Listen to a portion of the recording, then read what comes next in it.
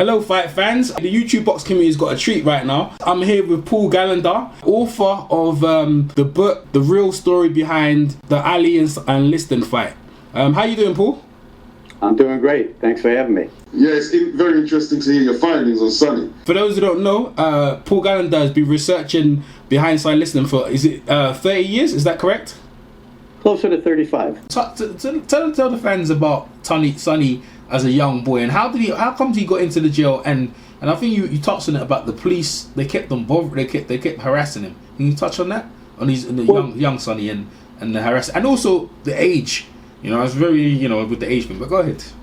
Well, like I say, if that in fact is a photo of Sonny Liston in the 1934 East St. Louis Journal, it means he had to be born no later than 1919. The Encyclopedia Britannica lists his year of birth as 1917. The Liston family crest lists Sonny's year of birth as 1919. Some of the FBI files list his year of birth as 1927. Geraldine Liston, his wife, was born in 1925. When Sonny was arrested for participation in 3 armed robberies in Missouri, the police report listed his year of birth as 1928. I mean, it's all over the place. But a lot of doctors who examined Sonny after each one of the Ali fights, one doctor said he's at least 45 no matter what he says. After the first the fight in Miami, when Sonny lost the title, all of the 8 examining physicians said his age was somewhere between 38 and 41. Sonny usually gave his year of birth as 1932. For that fight, he said he listed his year of birth as 1934. So on the tail of the tape, a lot of times you'll see that Sonny said he was 29 when Ali was 22, which is absolutely ludicrous. But Sonny was arrested for armed robberies. They just terrible judgment. They made like $14, he and 2 other guys, on 3 armed robberies. And Sonny used to always wear this black and yellow checkered shirt. So the police knew him as the Yellow Shirt Bandit.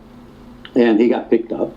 And he served, I think, pretty close to 3 years in Jefferson City Prison.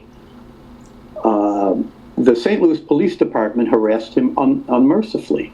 They arrested him at least 19 times, I think. And after Sonny got out of jail the second time, supposedly for assaulting a police officer, which if it was a really good case, he would have served a lot more than 9 months in jail. But they told him, and the police chief told him, look, if you don't leave town, they're going to find you in an alley someday. So that's when Sonny got moved. He moved to Chicago and fought, and then the East Coast mob took control of his contract. They never fixed any of Sonny's fights, but that's when Frank Blinky Palermo and Frankie Carbo really took control of Sonny's career. And when Sonny moved to Philadelphia, he was harassed constantly. When he moved to Denver, which is a place that he loved, his sparring partner, Ray Schoninger, said the same 2 cops stopped them when they were driving to do their road work or to the gym 100 times, 25 days in a row. They stopped them, and they were always watching Sonny. In fact, they used to position a plainclothes car outside of his house in Denver, because I heard this on an audio tape when Geraldine Liston was talking. She said one day she had to go to the drugstore, and her car, her pink Cadillac, was in the garage. So she took Sonny's Cadillac, which was in the driveway, and she's driving to the drugstore, and the cops are following her. She gets out of the car, and all of a sudden they turn away.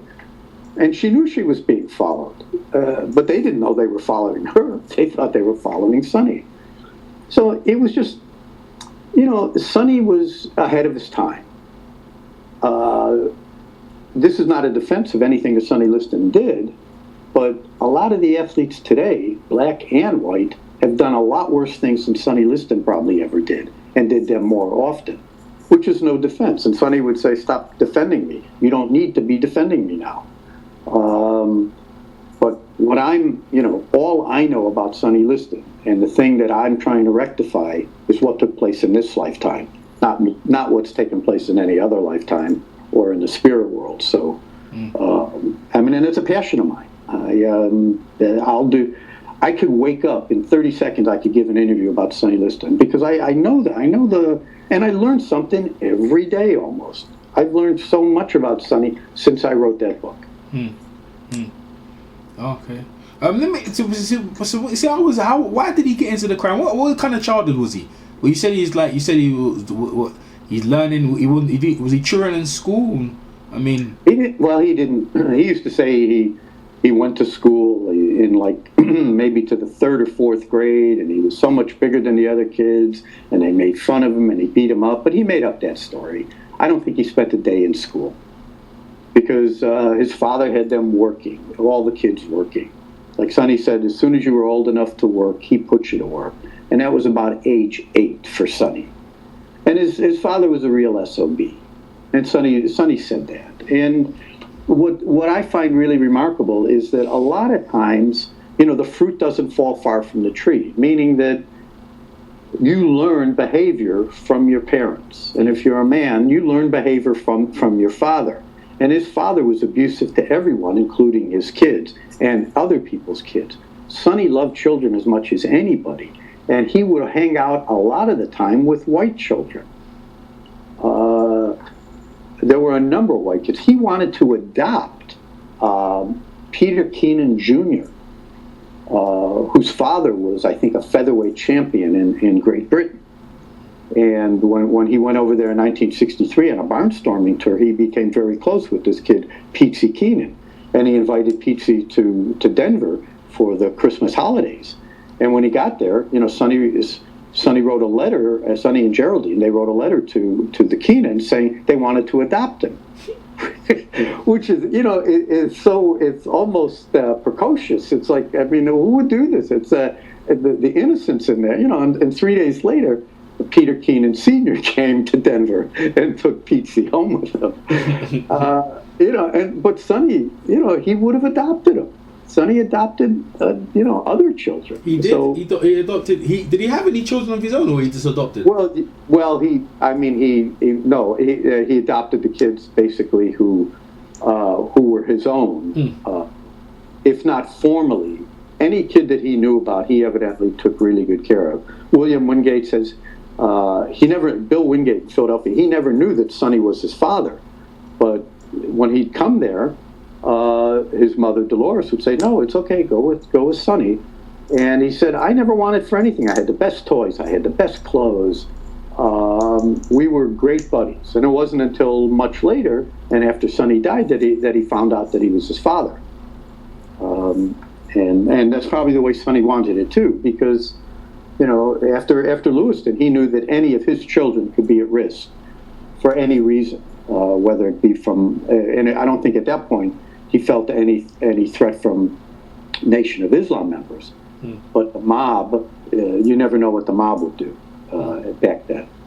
Yeah, so in the film with Ving Rhames, where he portrays Sonny sleeps with one of the mob guys' girlfriends or wives, and the guy really admired him, and that basically sentenced Liston to death after that. Is there any proof in that? You think Sonny really did that? Well, Sonny had a lot of girlfriends, and Mel Greb told me that there was a tall, blonde, junkie hooker that was Sonny's downfall. Would Sonny have been killed for some reason like that? I mean, that movie to me had no credibility whatsoever. The only good thing about it is that it depicted a side of Sonny, like it was in part a love story, which was probably totally made up. I don't know, because nobody talks about that. Ash Resnick once told me, there's a lot I could tell you, because I talked to Ash on a couple of occasions. He says, after Geraldine's gone, I would tell you. And Ash died in 1988, I believe, and Geraldine died in 2005, so Ash never told me those stories. But that movie was so terrible. After Sonny lost the title, they said he fought in Chicago and St. Louis. It wasn't even factually correct. Sonny couldn't fight anywhere in the country for 3 years. It was the same tired, old narrative, and it was the whole thing was based on the mob, and there's a reason that movie did not get distributed at all, because it just wasn't any good. It was a low budget movie, and as far as, was there a woman like that in Sonny's life? Yeah. Was that why Sonny died? I have no way of knowing that.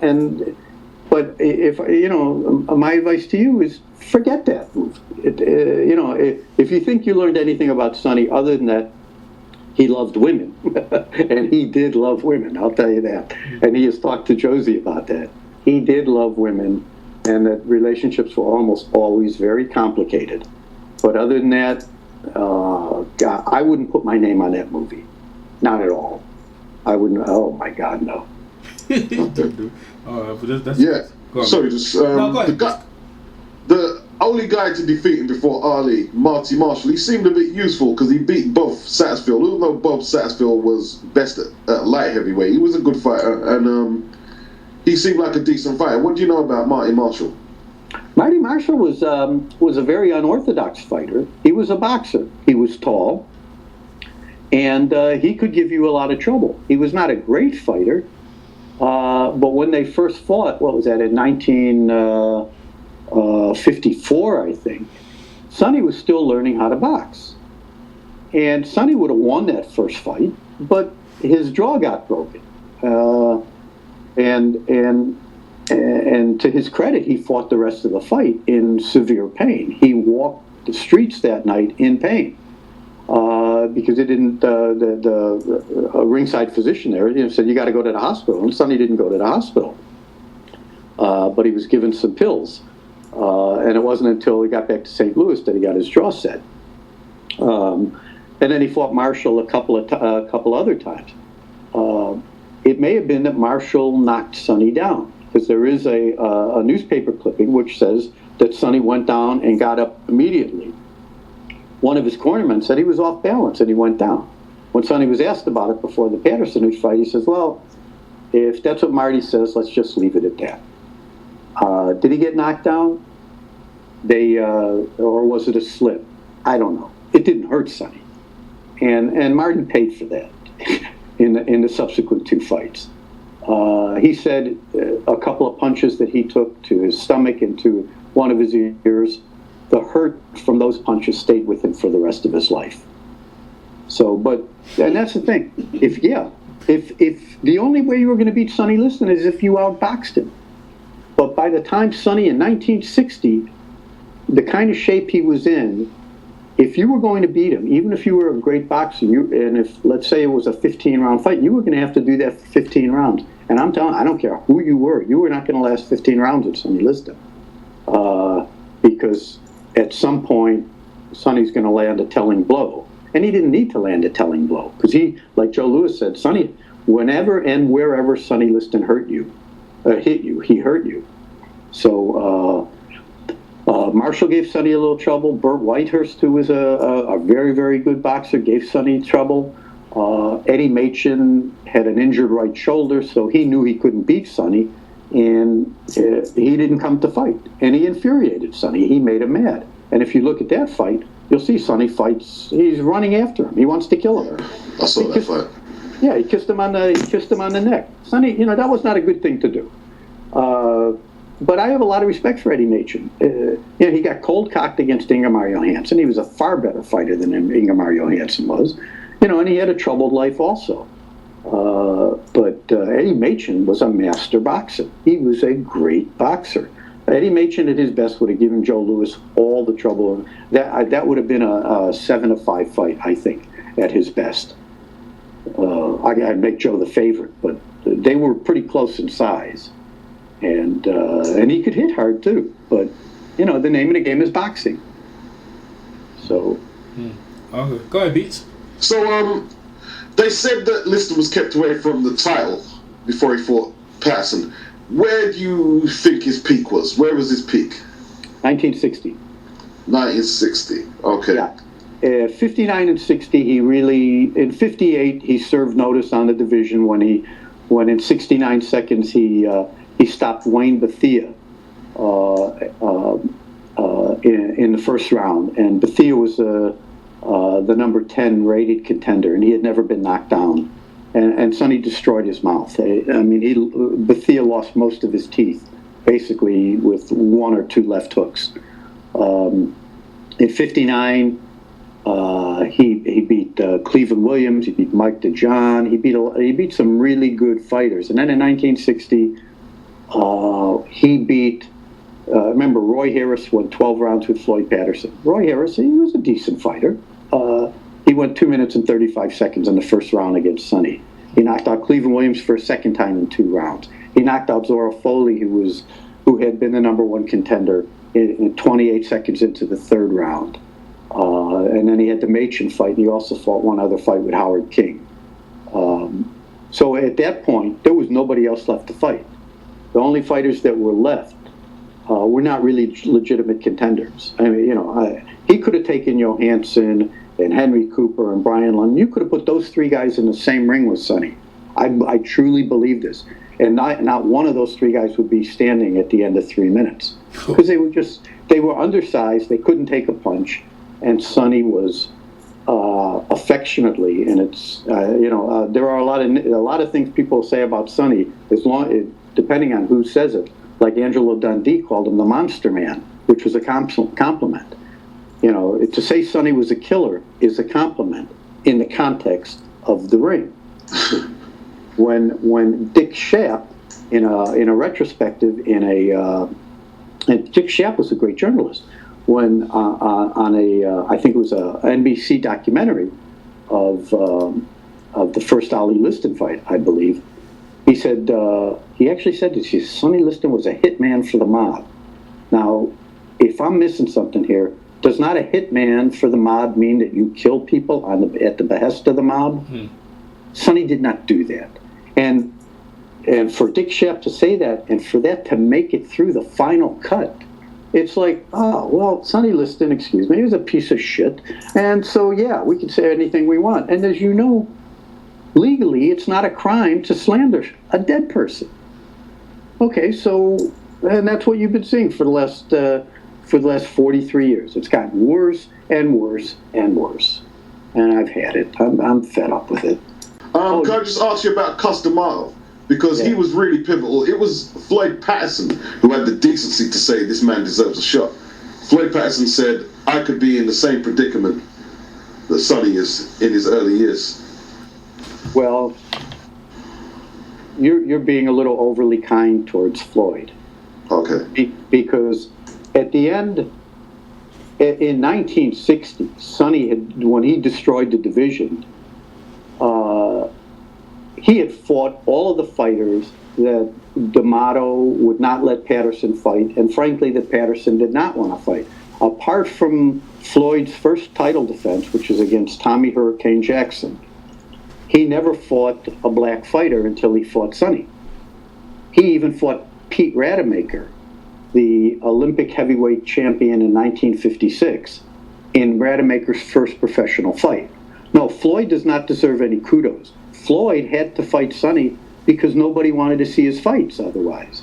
When he fought Tom McNeely in December of 1961, it was a joke.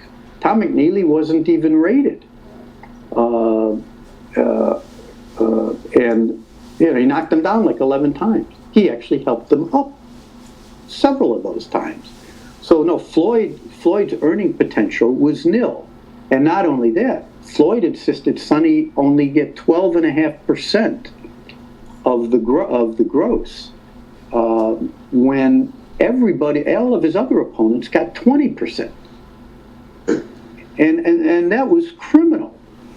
And then not only that, there was a rematch clause that it would have cost Sonny $1 million to get out of, and even in that, when Sonny was champ, the contract for the rematch had been written that Patterson got more from the closed circuit revenues than Sonny did.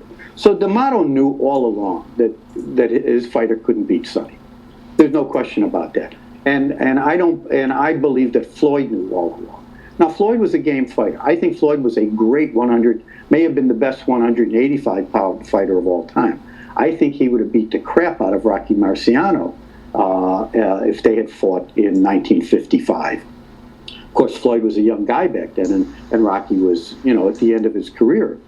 But Floyd, even when he bulked up, he fought, and he had some credible showings against the heavyweights, even at a later age, of the heavyweights of the day. So Floyd was a great light heavyweight. He's a great 185-pound fighter, and that was strictly about the money. And he made a fortune. He made $1.16 million fighting Sonny. Yes. And because of the way he tried to get paid, the IRS swooped in and said, "You can't do that." They held Sonny's money. They't then D'Amato and Patterson wanted to put Sonny's entire person to escrow until the rematch was fought. Now, cuss D'Amato for, he was a great trainer, let's say, and he protected his fighters, and he did a good job with Mike Tyson, obviously, and a lot of other people, but he criticized Sonny for, being mob controlled, and that's why Patterson was the only guy that Carbo and Palermo didn't have a piece of or didn't have any say over. But what you'll read in my book is D'Amato's behavior towards boxing and being a monopoly was the very same thing as the people that he criticized. He wanted to control boxing. He wanted to control the heavyweight division. So, and the good thing about Sonny, he said he never hated Floyd, but he said I think he could have certainly given me a larger portion of the gate.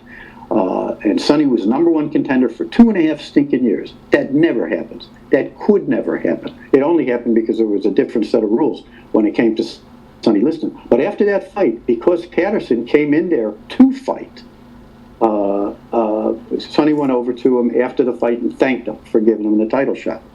Sonny was a very decent guy. He had his flaws. He had his problems. And he drank a lot.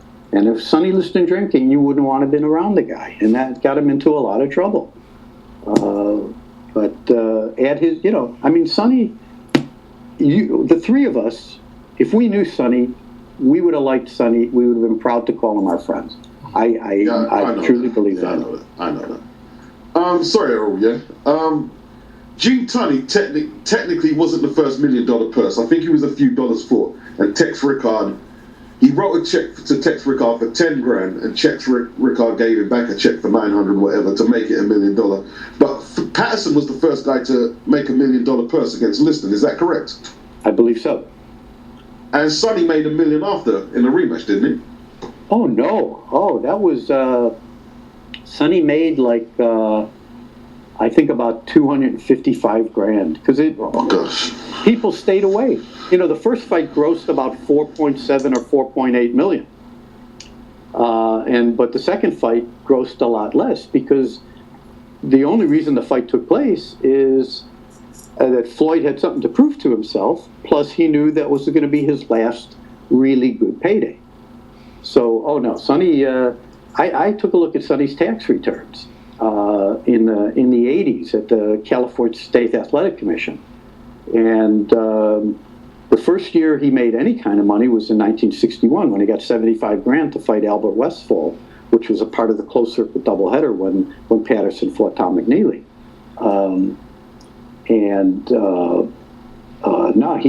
He made like $280,000 gross for the first Patterson fight. And then less than that for the second one, even though he got a higher share. So no, Sonny didn't. Based on the amount of money that some of these heavyweights fought now, Sonny should be if he was fighting now, he'd be a billionaire. And he would have held the title for a long time. Yeah. Boy, man. No, Beats, go ahead if you've got any more questions. I'm just listening along at this point. I'm just listening during the journey. Go ahead, Beats. Yeah. So, how much ambition did he have after the Ali fight? Because he must have been pretty old. And between that and the Leotis Martin fight, was he just fighting for money because he's fighting in Europe and this and that? Well, yeah, but he never. I don't think he ever got paid more than 20 grand. Um, Although after he knocked out Henry Clark, he thought he might be in a position to make a little bit more money. But none of the young fighters really wanted to fight him. I saw Joe Frazier out in Las Vegas at an appearance arranged by Al Bernstein. This is before I met Al Bernstein. And I asked him if there was ever any thought of fighting Liston. He said, well, I thought of sparring with him, but I not really fighting him. But there is some evidence that maybe they were going to fight. And Joe at that point might have beat Sonny, because, I mean, Sonny was close to 50 years old at that point. But the thing about Sonny fighting, that's the only thing he knew how to do to make money. He wouldn't have been a commentator. Well, nobody liked him. Nobody wanted anything to do with him, which is why he started, if he could guest referee, he would have, he probably made some money doing that. But that's why he got into some, nefarious kind of things. That's what probably drove him into the drug trade, which one way or another is what killed him.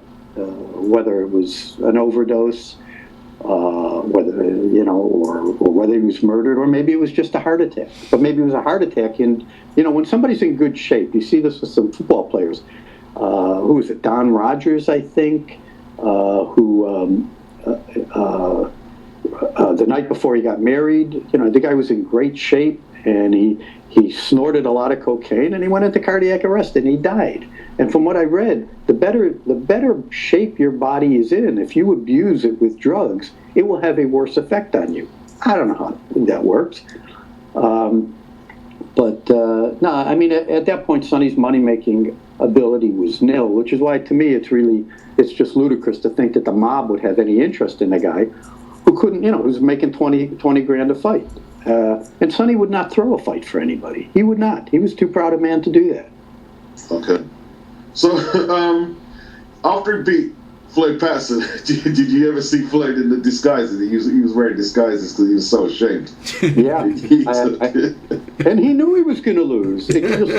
Harold Conrad says, somebody told him before the fight that he has to be hooked up with a makeup guy to fit him for a phony beard.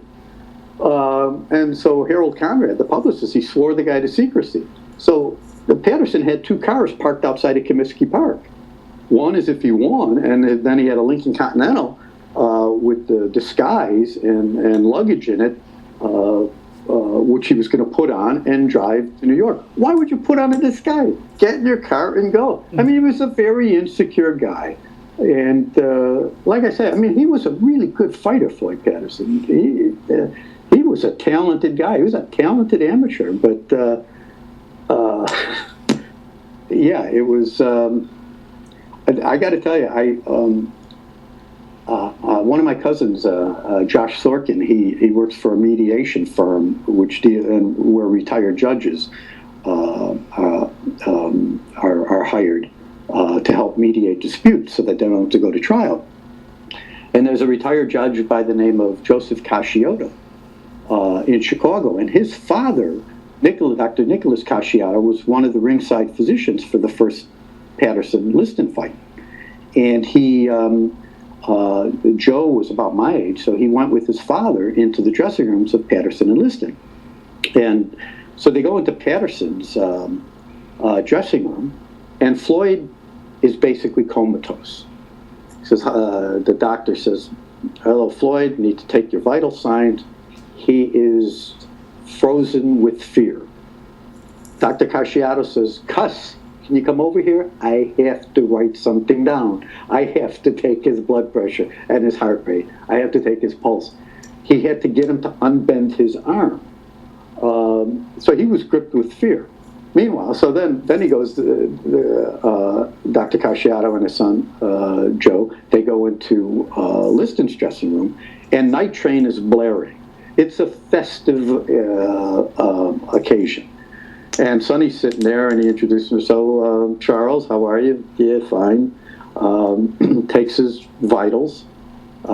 His son looks at his wrapped hands and never forgot his hands, because Sonny had these 15.5-inch fists. And when they were wrapped, I remember what his son told me, Joe. he said, when I looked at his fist, it occurred to me, and he was probably 14 or 15 at the time, that if Sonny hit me in the face, he would hit my entire face. Gosh. With his Wow. fist. Wow. Yeah. And so the doctor was a betting man. And at the time, you could place bets right in the arena. So he just, Sonny knew what he meant. He said, so Charles, what do you think about the fight? And so Sonny looks at him and says, Doc, no 185-pound mother bleep can beat me. Okay, thank you. Charles runs out, places a $1,000 bet. I think the odds were like 7.5 to 5. Why people thought Patterson would only be a 7.5 to 5 point underdog, a 7.5 to 5 underdog, I don't know. But the fact remains that Sonny Liston was the favorite from the time he fought Johnny Summerlin the first time in 1954. Sonny was favored in every one of his fights, including both Ali fights, even in the rematch, even in the Ali-Liston fight. And I'll tell you something else. Not one of Sonny's opponents ever scheduled a victory party. After they thought they were going to lose. Yeah, it's Ali's Louisville sponsoring group, the Syndicate. They said, well, victory party? We didn't have any. We didn't plan no victory party. We're lucky. We're happy he's alive, much less won. Yeah. Even go on, Pete. Go ahead. Because even though Sonny was really intimidating to his opponents. How did Ali get in his head like that? Ali did get in his head a little, didn't he? Well, yeah. Well, he decided early on that he needed to win that fight as much outside of the ring as he did in it. He needed to level the playing field. So, and the two ways he did it, he managed to convince everybody that he really, he wasn't that good of a fighter. And based on his prior fights, I mean, he never really fought a top flight contender. Doug Jones was a very, very solid fighter, by the way. He was a good fighter. But Doug Jones never considered himself a threat to beat Sonny Liston. He said that. And the thing that one of the things I write in my book that nobody's ever talked about is that Muhammad Ali only fought as hard as he had to. Most fighters, they go in there and they're all focused. They give it everything they can. Ali he enjoyed being in there. He would play mind games on guys. So he only fought as hard as he had to. And he never fought, the only guy he ever fought like he did the first Liston fight was Sonny. He didn't fight Joe Frazier that way, where he kept moving, because he knew, I can't let this guy hit me. And he said that. Yeah. He said that in preparation for the rematch. I know not for a second can I present a stationary target. And he never fought. And George Foreman, he let flail away at him. And he got George Foreman's head too.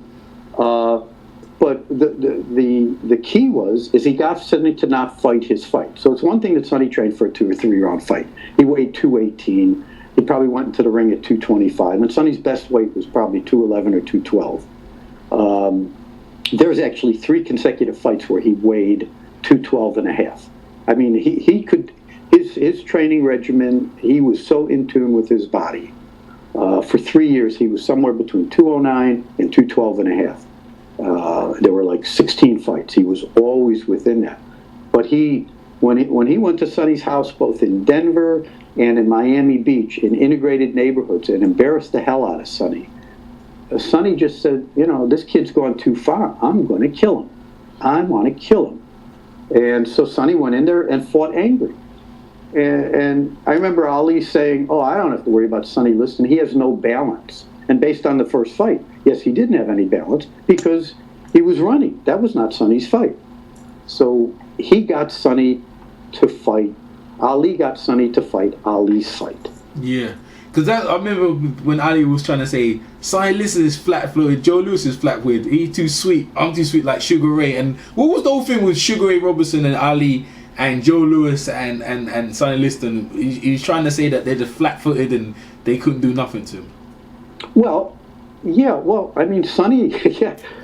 Sonny always said, it doesn't matter how fast you are. It matters how fast your hands are. And when and he said, I'm like Joe. When I throw punches, they're plenty fast. But he had an 84-inch reach. So he didn't have to chase Cassius Clay. Clay had to come to him. He had a 79-inch reach. He had to take the title. Sonny could could land his jab a lot easier than Clay could land his jab on Sonny because of that reach differential. Wow. So, he just, that's how Ali, he did that to Ernie Terrell, and he did it and he tried to get Frazier off this game, although Joe fought his own fight. Joe was not the fighter Ali was, and in fact, when I talked to Eddie Futch, he just out of the blue, we were talking about the heavyweights, and that was a great interview. I mean, I love talking to Eddie Futch. He was a great trainer. He said, Joe's problem, and I didn't even ask him this, he said, Joe's problem is that he was too little. He was little. And it's because he had like a 74-inch reach. He was 5'11 and a half. A guy with a jab could do to him what Buster Douglas did to Mike Tyson with a 72-inch reach. Now, Mike Tyson was a great fighter, and he and Frazier would have been a great fight. I happen to think in their primes, I probably would go with Tyson. That's how he got in his head. And the real tragedy in Sonny Liston's boxing career is that he was ready for the rematch when it was scheduled for November 16th in Boston in 1964. And then on Friday, November the 13th, Ali suffers the hernia. And everybody who saw Sonny thought he was going to, there was no doubt in their mind he was going to win that fight. And everybody, and people surrounding Ali were very, very worried. And the thing is, he was old, he couldn't get back into shape. And Ali was just entering his prime. So I wouldn't be on right now. We wouldn't be talking about this, I truly believe, if that November 16th fight had taken place. And it may very well have been Muhammad Ali's last fight. Because, because somebody asked Sonny before, in the build-up to that, the postponed rematch, he said, so, Sonny, are you bitter about everything that's happened, and the way Ali has treated you and this and that? And he said, and Sonny was a man of few words, and he says, when I catch him, you'll know I'm bitter. And I because Ali was young enough to absorb a lot of punishment, and fighters, it's instinctively when they're hurt, they try and get up. They're not thinking, oh, I'm a dead man if I get up. They don't think that way.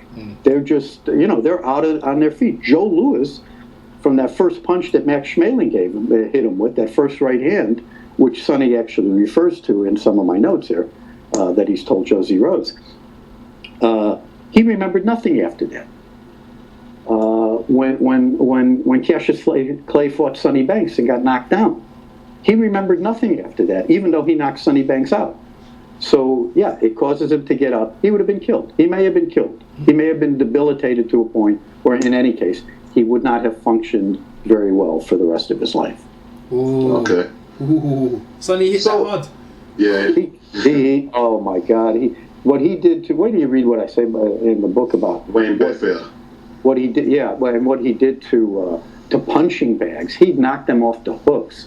And the thing is, Sonny, he never hit as hard as he could have in the ring because he didn't have to. It was a war of attrition. He just wanted to land his punches because even if they were delivered at 75 or 80%, it's going to hurt the guy. Wow. So, what about the liniment on the gloves? There's an accusation in one of the Cleveland Williams fights and in the Ali fight. What about that? How is that can you substantiate anything on that? Yeah, there's a picture of Cleveland Williams when he's on the canvas. He's shaking his head, but he's trying to knock the cobwebs out. Cleveland Williams, and I think either Eddie Matron or I forget who it was, Eddie Matron or Zora Foley, there's been written that the gloves were doctored. Sonny didn't doctor his gloves. He didn't have to doctor his gloves. He didn't doctor his gloves in the Clay fight. Barney Felix said he went over and smelled his gloves, and when Angelo Dundee talked to him and said there's something on his gloves, he says there's nothing on his gloves. What happened is, the compound that they used to stem the flow of the blood from the cut that Sonny had on his cheek in the third round. You can look at the fight and you see where Ali's forehead is planted at one point in the fourth round on Sonny's cheek, and he didn't complain. until he gets back to his corner. Ali didn't complain until he got back to his corner that his eyes were burning. And if you look at the corner, what happened is Dundee would take a sponge and wipe down from the forehead the perspiration that was on his fighters' faces. And Ali used to, it's been said, had cobra vision, which means he kept his eyes open a lot of the time, even when he was being punched. So when the sponge went down, if there was anything on Ali's forehead, that's when it got into his eyes. Now, I do believe that there was something that got to Clay's eyes. He knew he was in a good position to win the fight at that point because he had felt Sonny's jabs and they had nothing behind him. You see in the fourth round, a couple of Sonny's jabs landed right on his face, and his face doesn't move. Usually when Sonny hit you with a jab, you would back up. You would be thrown back, and then you'd have to come forward. So, but there was one reference where supposedly Joe Polino doctored his gloves, and Sonny said, "Do it." This is a bunch of crap. This is in David Remnick's book, I think. And then he threw it under the bottle under the ring to avoid detection. Well, what if he had another cut? He would need that stuff. But it's one time. So somebody makes one assertion, no matter how outrageous, about Sonny Liston, and it's accepted as truth. I do so much research, I can refute it based on, any point I make, whether it's the point I want to make or a point I want to refute. I'll have as much information as I possibly can, and none of which I have made up. And people don't want to believe that. Okay.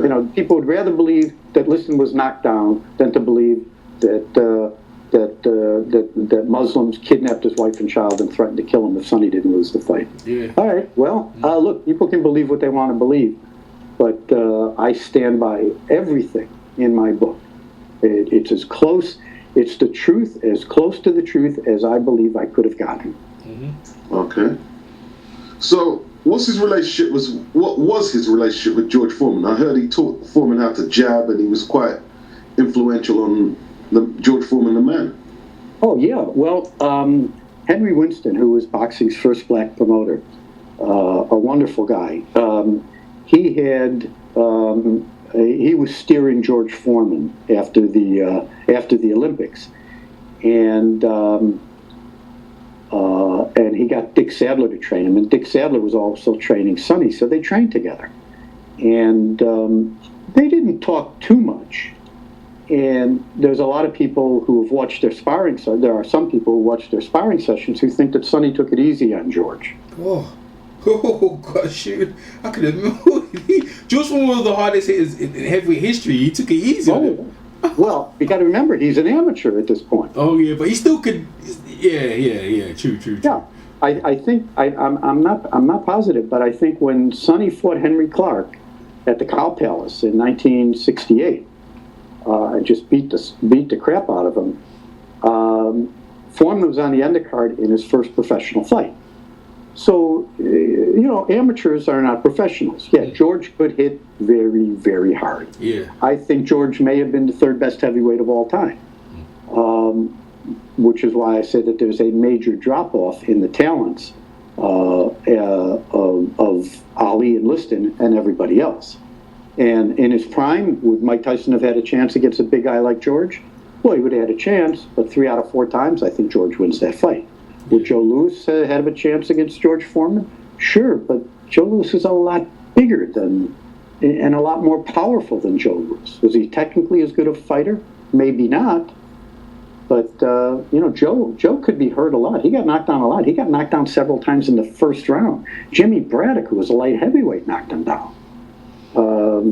I love Joe. I mean, what Joe did for this country by beating Max Schmeling, what he did for the world was the most important thing that any athlete, I think, has ever done for a country, and particularly this country. Mm-hmm. And the way he was treated afterwards, where when he was in the Army, and he was treated like a second-class citizen, like all blacks were, and then when he donated his purse, when he signed over his check at an exhibition to the war effort, because it wasn't written directly to the war effort, he got hounded for the rest of his life for back taxes. This is, I'll tell you something. I mean, I don't have to tell you guys this, but, blacks and black athletes have not been treated all that well in this country. And it's only now that, there's so many great athletes that they're enjoying the fruits of their labors. But, back in the 30s and 40s, if you weren't Joe Louis or Sugar Ray Robinson, if you got a fight against a top contender,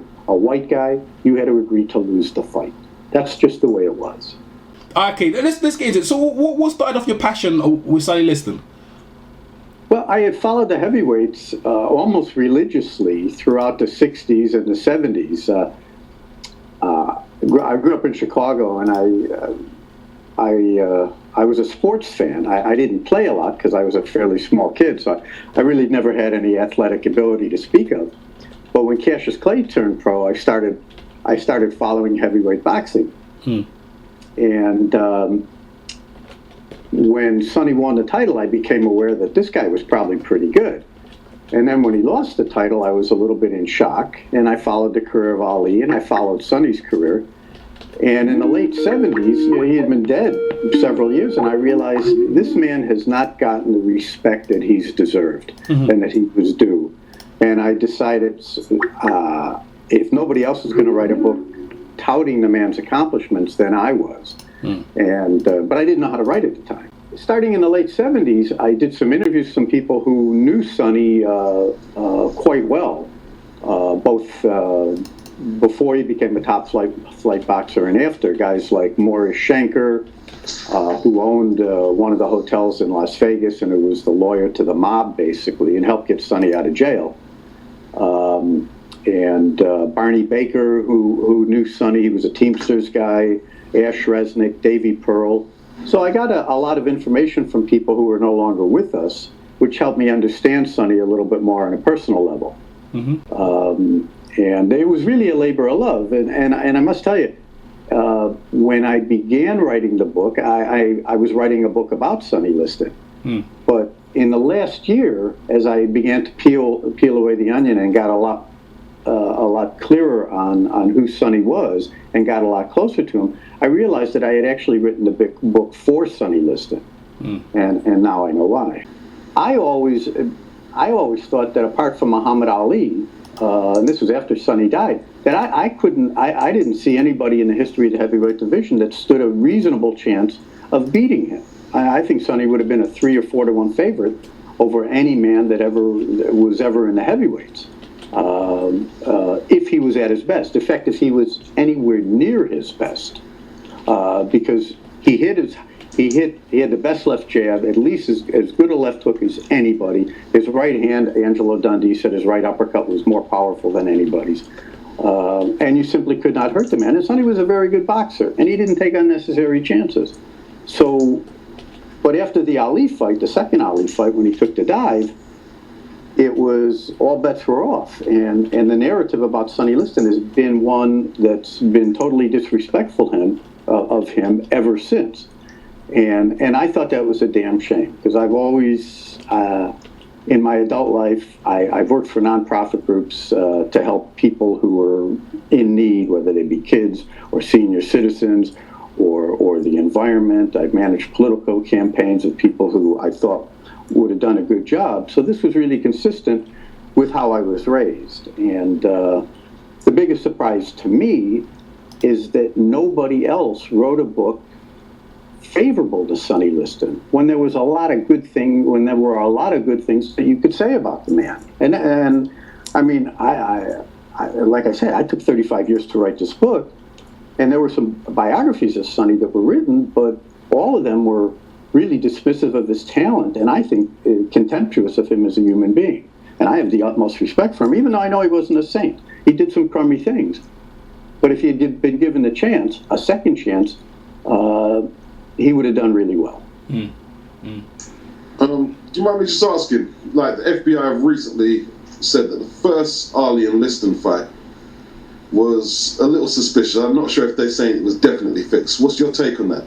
A lot of people never really paid in retrospect, a lot of people haven't studied that fight. And it was so shocking to me. I figured I had to understand what actually took place. And I'm convinced that fight was not fixed.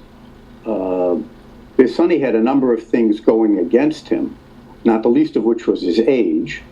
And Sonny was probably, I think he was twice as old as Ali at the time. And I have in my book a lot of anecdotal information that would indicate that he was born perhaps as early as 1917, maybe 1919. But he was a lot older than he said he was. And he admitted that to Don Chargan and some guys in the gym later near the end of his life. And he admitted that to Emil Griffith as well. The things that caused Sonny to be in a position where he would lose that fight, two of which were done by Muhammad Ali, who had managed to convince everybody, almost everybody on the planet, that he didn't deserve to be in the same ring with Sonny. He had looked very bad against Doug Jones and Henry Cooper, guys who were, I mean, I have a lot of respect for anybody who steps into the ring, but these guys were not legitimate heavyweights in size. And it was part of Ali's campaign of psychological warfare to get Sonny off of his game and to not train. And Sonny trained for a 2 or 3 round fight, as almost everybody knows. Plus, Ali humiliated him so badly on so many occasions in front of his neighbors, in front of the world, that Sonny built up a real strong anger towards Ali.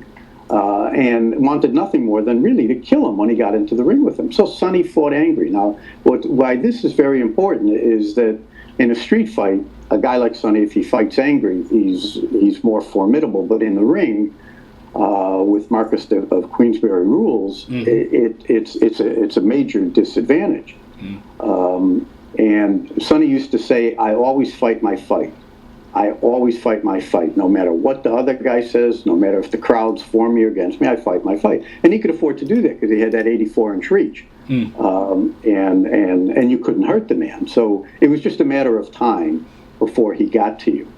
The worst thing was about Sonny's predicament approaching that fight. He had a severely injured left shoulder and was undergoing heat treatments prior to the fight from Barney Felix, who was a physiotherapist. Now, Barney Felix ended up refereeing that fight. He didn't know he was going to referee the fight until the day of the fight. And he was told to keep it quiet. So Sonny was getting heat treatments and ultrasound treatments on his left shoulder. And if there was a perfect storm of things that would cause a fighter to be at anywhere, to be as far away from his best as possible, that's what happened to Sonny Liston in that first fight. And it's amazing how one 48-year-old FBI memo can cause this mini earthquake in the sports world.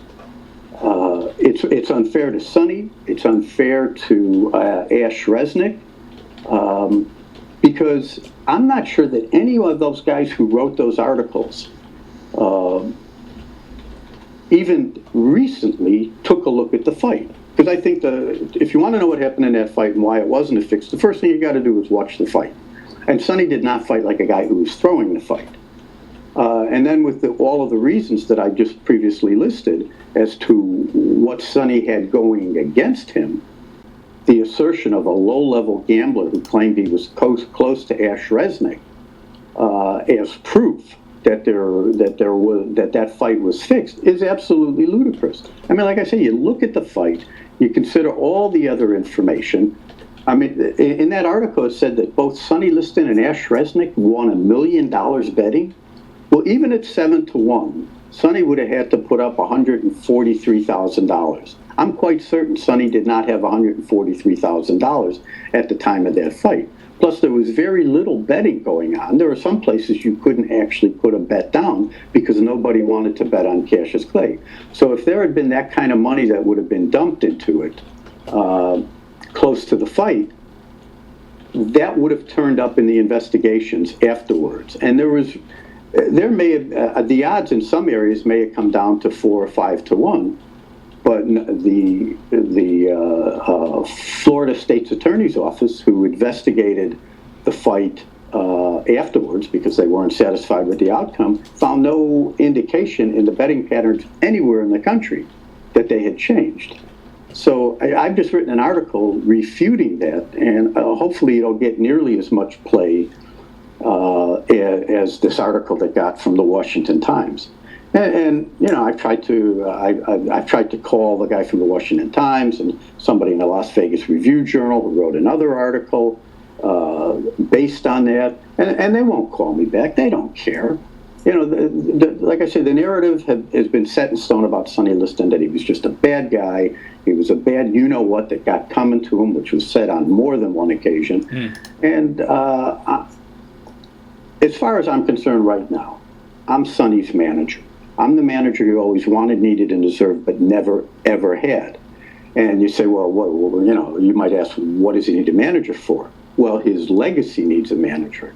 And his legacy cannot stay the way it is, as far as I look at it. Where do you rank him in terms of, let's say, a top 5 or whatever? I rate him no worse than 2. Really? It's high. Yeah. Who you have number 1? Well, I have to put Ali first. Okay. I can't say that Ali was a better that Sonny Liston was a better fighter than Muhammad Ali based on the 2 outcomes. I can't. You know, there's nothing I can do about those 2 fights except to explain what happened to cause those results. But I do think that I can make a very good case that Sonny Liston was far more talented than Muhammad Ali. Because, you know, Ali, he was probably the smartest fighter ever within the 4 ring posts, as his friend Gene Kilroy said, and I agree with that. And he had the greatest hand speed and foot speed of any fighter ever. But he wasn't that great of a defensive fighter. He got away with a lot of stuff, but Sonny had Sonny could control his fights with his left hand, and he had that 84-inch reach, and you couldn't hurt the man. Ali had a good chin, but that means that he had a good chin, so he would get up if you hit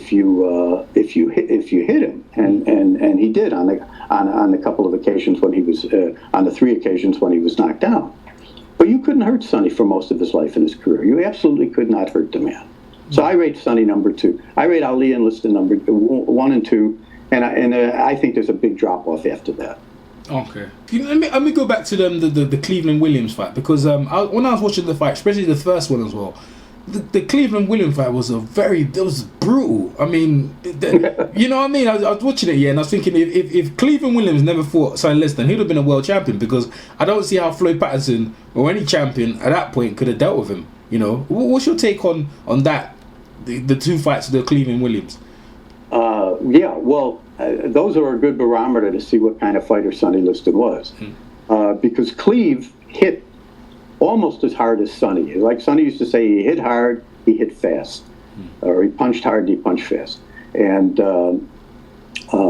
he hit Sonny with a lot of punches, a lot of effective punches in the first round of their first fight. Yeah. And my favorite round of all time is the second round of their second fight. The first fight lasted 3 rounds, and then the second fight lasted 2 rounds. But you can see that Cleveland Williams lands some really crushing blows to Sonny's head, one after the other. There are 8 or 10 punches, and Sonny finally shakes it off and says, I'm not going to take much more of this.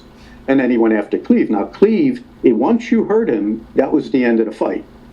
So, if Cleveland Williams hit you first, apart from Sonny Liston, he would have probably beat anybody that he fought, because it would have been hard to recover from that. Floyd Patterson would have been overmatched. Could he have hurt Floyd? Could Floyd Patterson have hurt Cleveland Williams? I believe so. Bob Satterfield, who was a hard-hitting light heavyweight, a small heavyweight, he hurt Cleveland Williams and knocked him out. So anybody can be hurt. But you take a look at those 2 fights and the punishment that Sonny absorbed, and then 5 years later, are you telling me that is anybody going to tell me that Sonny Liston was hurt by a 6-inch punch from an off-balance Muhammad Ali, who was not a big puncher anyway? And that's ludicrous. Oh, that's good. Yeah. Okay. Let me Beats. Go ahead, Beats. So are you saying that you're saying that that punch, the phantom punch, couldn't have hurt Liston. So you're saying that the fight was doctored. I'm not going to say fixed. Well, Sonny threw the fight. And and a lot of people think now, oh no, it was a legitimate knockdown. But if two things. Back then, Ali, when Liston went down, he's standing over him screaming, "Get up, you yellow bum! Nobody will believe this." That's in that iconic photo of Neil Leifer. He looks so ferocious, and it's because he thinks Sonny's making a fool out of him. He is mad. And then he walks back to his corner, and the first thing he says to his cornerman is, he laid down. So Ali knew it was a fix. Everybody in the arena knew it was a fix. And after that, nobody wanted anything to do with Sonny Liston. What I have learned, and quite just matter-of-factly and very fortunately, because I never thought I would find out the reason why Sonny took that dive, but on the day of the fight, Nation of Islam members loyal to Ali, but without Ali's knowledge, because he would never have signed off on something like this, they held his wife and son, one of the sons that he fathered out of wedlock, against their will, and got to Sonny and said, look, if you want to see them again alive, you're going to have to throw this fight. And so I don't think Sonny did anything different than the two of you guys or me or any athlete in any sport or any person would not have done if faced with that same set of terrible circumstances. Okay, but here's what I don't understand. If that fight was fixed, number one, why did he get back up? Why did Nat Flesher get on the ring apron and have to stop the fight? It wasn't Jersey Joe Walker who was going to stop the fight. It was Nat Flesher, the editor from Ring Magazine. So why, if it was fixed, why didn't he just stay down for the 10 count? Well, he did. He stayed down for a long time. He was down, I've never counted it, but he was down for well over 10 seconds. But the thing you have to... But the fight carried on. So if it was 10 seconds, the fight would have been stopped.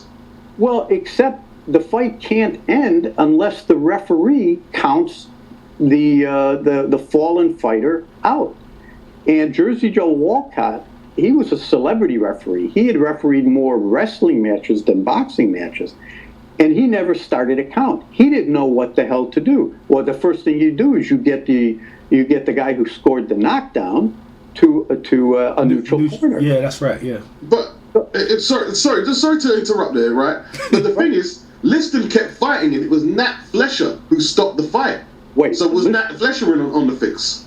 Well, no, the fight was stopped illegally. The only guy who can stop the fight is the referee. Yeah. The only guy who can count out a fighter is the referee. And Jersey Joe Walcott did not do his job. It was embarrassing. I don't think he ever refereed a big fight after that. Nat Fleischer was so incensed by what he saw that he screamed at Walcott to come over to him. Now, what Walcott did is he left the two fighters. You never leave the two fighters. Mm-hmm. And then Sonny got up, and you say he started fighting again. Well, technically he didn't. All he did was protect himself. He didn't, the fight was over as far as Sonny was concerned. I mean, it was a pathetic, I feel so bad for Sonny looking at him when Ali starts throwing punches, and they weren't the hardest punches in the world. But it was all a phony. Yeah, the fight had people not hated Liston so much, the powers that be, and had Sonny wanted to, he would have had a very good case that fight should not have counted, because the result of that fight should not have counted, because he was not counted out. So it was just stopped, and you're right, it was stopped by Nat Fleischer, who had no business stopping the fight, but he thought, here, I'm the grand old man of boxing. Jersey Joe Walcott doesn't know what the hell he's doing. He's totally incompetent. And he says to Walcott, the bum is out. The count has reached 10. The bum is out. The fight is over. Okay. So does Muhammad Ali have any liability in this alleged fix? Oh, no. He didn't know. He did not know. He was, in fact, there's a quote, I think it was in Mark Cram's book of Ghosts of Manila, where Ali says about both of the fights against Liston, he says that those fights were big, and Sonny Liston made them small. Well, the first fight, Ali, Cassius Clay made that fight small also. But Sonny did not throw the first fight. He threw the second fight. There is no question that he threw the second fight. And when I hear people now like Thomas Hauser, the great Ali historian, say that, oh yeah, Sonny, Sonny probably figured, he got hurt, he got knocked down, he probably figured, I can't beat this guy, I'll just stay down. It's like rewriting history. And some people may accuse me of rewriting history, but all I'm trying to do is respect it. So, who is this man of the cloth who's quite pivotal in getting Sonny into boxing and trying to turn his life around? Who was that man? Well, there were a couple. Father Alois Stevens was the first such person. He was in Jefferson City Prison. He was the prison athletic director, and Sonny had a great relationship with him. And when he saw, that Sonny would sometimes fight, he said, if you're going to fight, why don't you fight in the ring? And that's where Sonny got back into boxing. I think he fought back in 1934 under the name of Charles Ali-Liston, because there's an article in the East St. Louis Journal where they have this picture of the Charles Ali-Liston wearing a peacoat. And he's a very young kid. It said 17. He could have been 14 or 15 because Sonny was a big kid. At the age of 12, he was probably almost fully grown. But the picture in that newspaper was Sonny Liston, and that was in a Wells Twombly wrote an article about that in the 70s, which is how I first found out about it. So he was always a good friend of his. Father Edward Murphy in Denver was a good friend of Sonny's, and helped Sonny said really turn his life around. When Sonny was suspended all over the country for a couple of really meaningless things, like he was talking to somebody on the street, and a black cop came along and said, "You move on." He said, "What do you mean move on? We're talking boxing here. The guy asked me some questions." He said, "Well, yeah, you're gonna have to move on." And he said, "Well, look, if I can't talk on the street here, I might as well be in Alabama." And the guy arrested him for corner lounging. And did Sonny handle it well? Well, he did. He didn't let him be pushed around. Sonny didn't do anything wrong. And Sonny would always invite those two priests and two other priests to all of his fights and pay their way to the fights if they wanted to come there.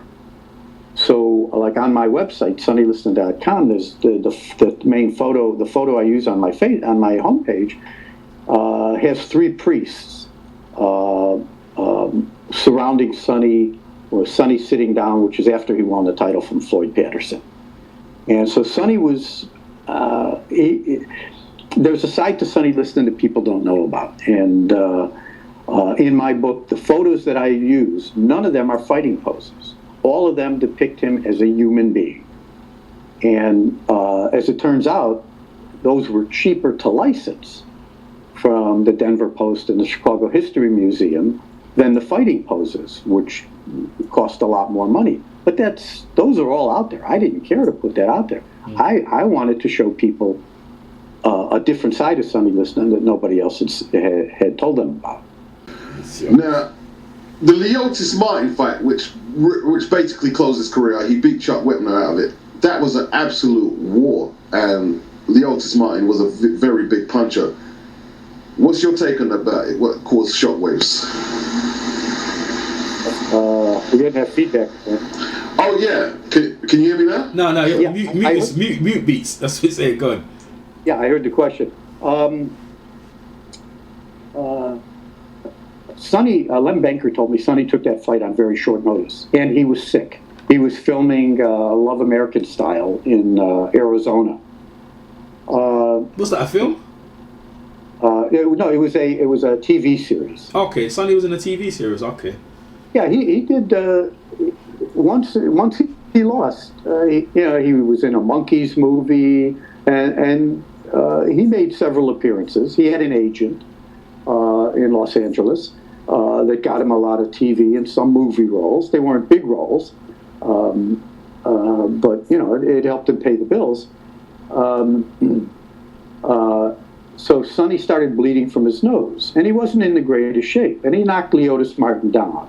Leotis Martin started out as a middleweight, but he was a tough fighter. He was 190 some pounds. He was a good fighter.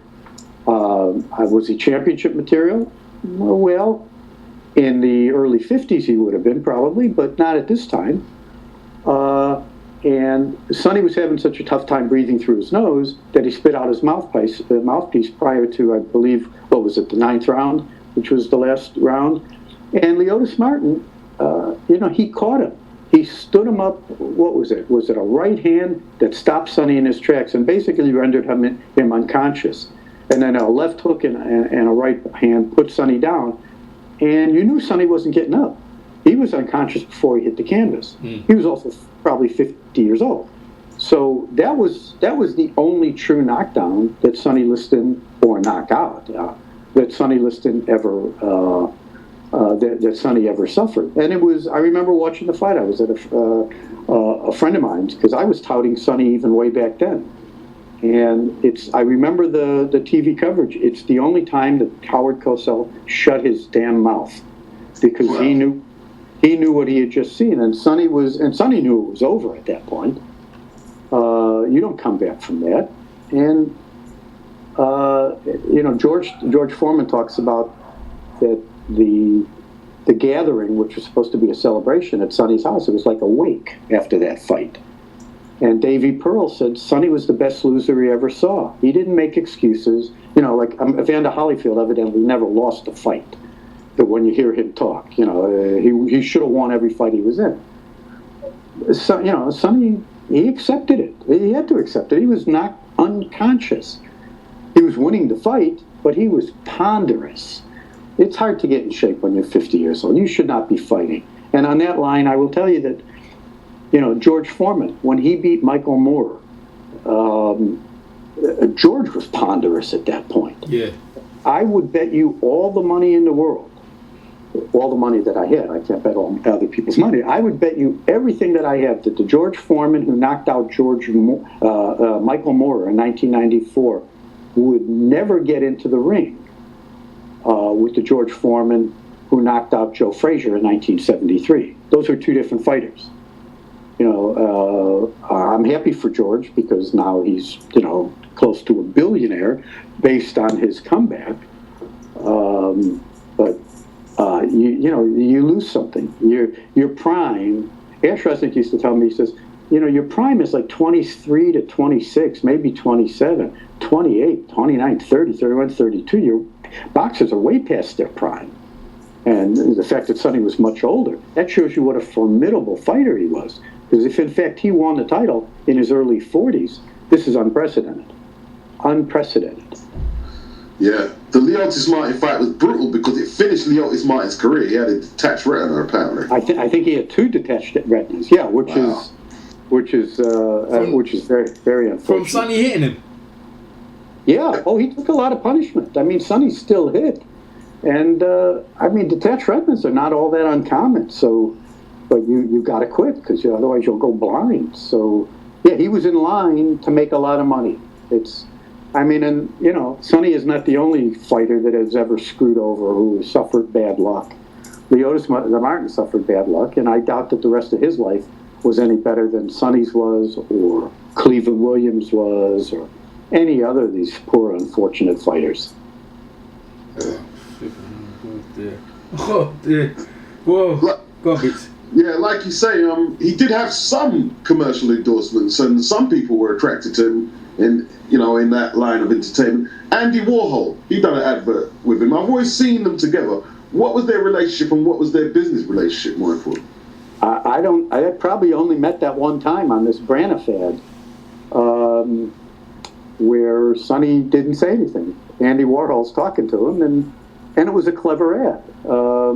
They're sitting on an airplane, what appears to be an airplane, and the loquacious Sonny Liston or something, the voiceover says. So Sonny didn't have to do anything. All he had to do was be himself. All he had to do was put what Reuben Hurricane Carter called a Sonny Liston smile on his face. And so, yeah, he did that commercial, and He was in a movie about bikers with, was it Charles Napier or something? And so, yeah, I mean, Sonny got money wherever he could. He was Red Fox's bodyguard. You know, he would sell cocaine, evidently, to people. He was just trying to keep his head above water. And I guarantee you, he was bitter. But, you know, he just lost himself in drink and women. Okay. And if you're looking for a new profession, dealing with, you know, the Mexican drug cartel would probably not be a good career move for anybody who wanted to stay alive. And the sheriff's department and the police department knew he was dealing drugs, knew he was involved, and so it's just unfortunate. But the narrative of people and the public perception of people, and particularly athletes, always improves over time. And Sonny's has only gotten worse. And this thing about the FBI memo, it just shows you. There's still, I mean, the end of that article in the Washington Times, the guy sarcastically referenced Sonny's headstone. At the end of in the last line, he says, well, this is on Sonny-Liston. He says, you know, who is, oh man. It was like sarcastic. It was like he was making fun of Sonny. I left a message with this guy. He didn't call me back. Oh, you know, he does the Sports Fix ESPN radio show. He wouldn't dare have me on. I would humiliate the man. Okay. I don't think he ever watched the fight. I have a name that's going to get you really animated. You're going to enjoy this one. A.S. Doc Young. Oh, I love Doc Young. But it says his book was really dismissive. It says his book was really dismissive and contemptuous. Well, I should have qualified that. I should have said, because I do believe this, and you'll see it in my book, that apart from Doc Young's biography, all of the other books that have been written since then, no, Doc Young was a very good writer, and that was a good book. You know, The Champ Nobody Wanted. He had it pegged. Exactly. Did that book sell? I don't think so, because it's very rare. It's very hard to find. You know, you could pay more for a good condition The Champ Nobody Wanted than a first edition Hemingway or a first edition Steinbeck. It's nuts. Oh no, Doc Young did a good job, and I learned a lot about Sonny from his book. So no, that was my mistake, and from now on I will make sure that when I talk about the biographies, to preface it by saying apart from Doc Young's biography. So I'm sorry I gave you that impression, but no, I have a lot of respect for Doc Young. I think this will be a huge story in the next couple of months. And as a little bit of background here, I finished my book and submitted it to my publisher, and I self-published my book because I wasn't going to give any of it away, especially for nothing.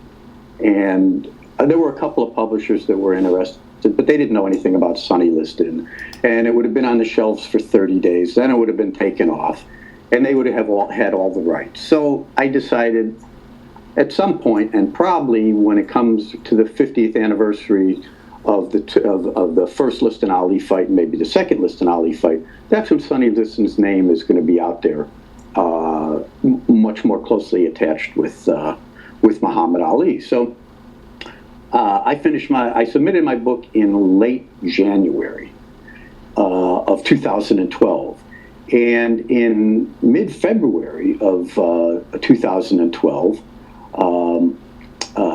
I connected with a woman on a dating site. I was in Chicago at the time. She was in Denver. And for some reason, her guides were telling her to go further out in her search. And she saw a picture of me on one of the dating sites with a dog, because I love dogs. She loves dogs. And she sends me an email, and I said, well, call me if you want. And there was a real strong connection between Josie Rose and myself. And Josie is a medium and a Jewish mystic.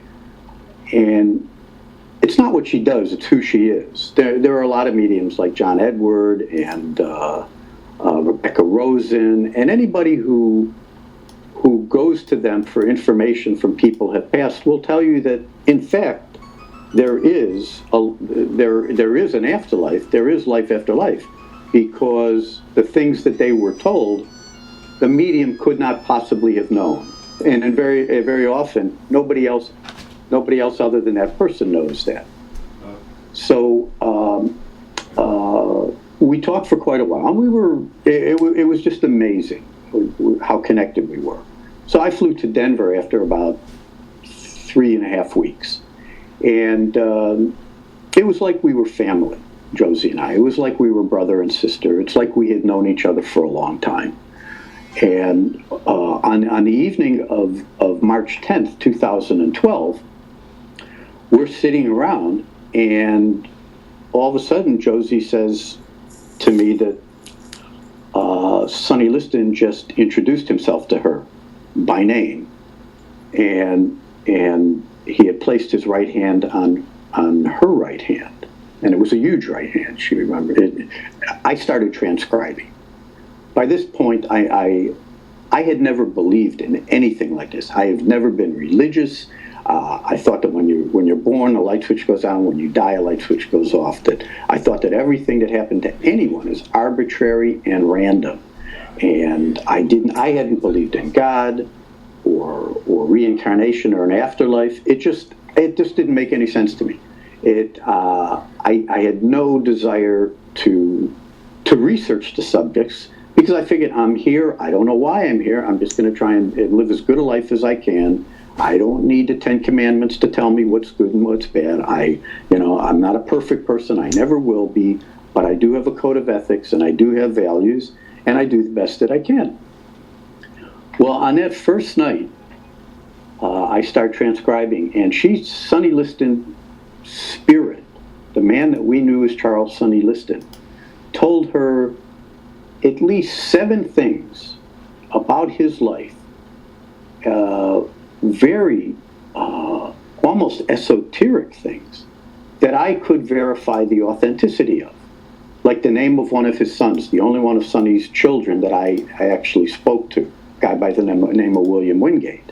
And I had asked Bill what his mother's name was.